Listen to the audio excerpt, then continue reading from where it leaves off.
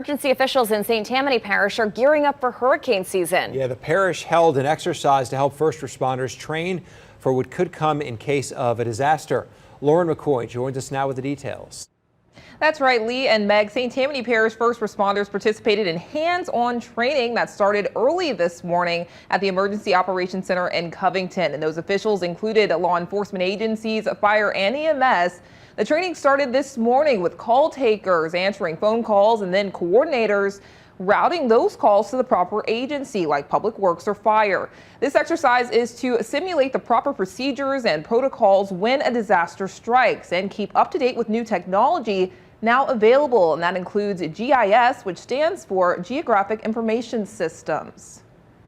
We can map and create layers by zip code, by a fire district, a municipality, and understand where our areas are that tend to flood, where our areas are where we have limited egress, maybe more heavily wooded areas but are still have a lot of development where we might have a lot of trees down, where there might be vulnerabilities in infrastructure, whether it be utilities or otherwise. Being able to see that and see it on a map, it kind of helps in the planning and preparedness.